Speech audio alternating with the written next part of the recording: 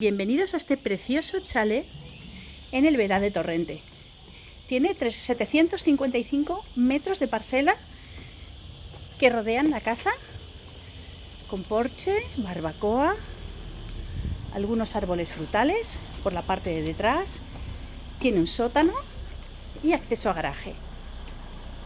La casa tiene 4 habitaciones, un gran salón, comedor,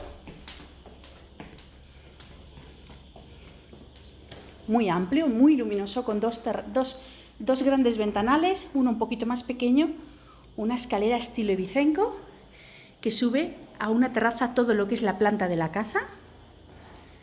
La casa es unos 200 metros cuadrados.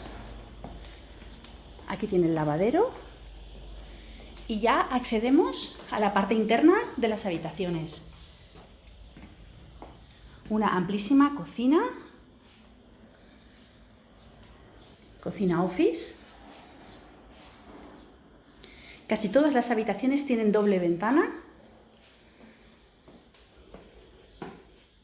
Esta es la primera habitación, con armarios empotrados en todas las habitaciones.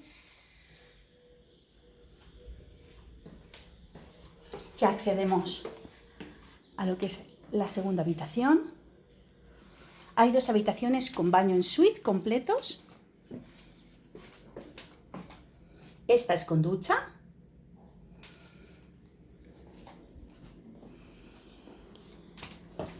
La casa se reformó en el 2009 completamente.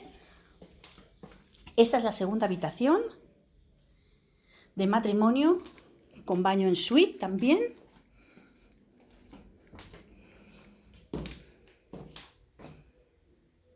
Muy bonita. Toda exterior.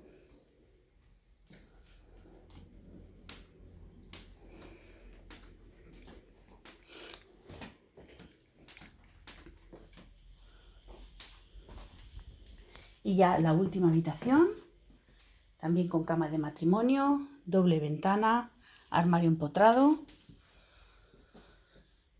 de madera. Y ya por último, al último cuarto de baño completo, con ducha.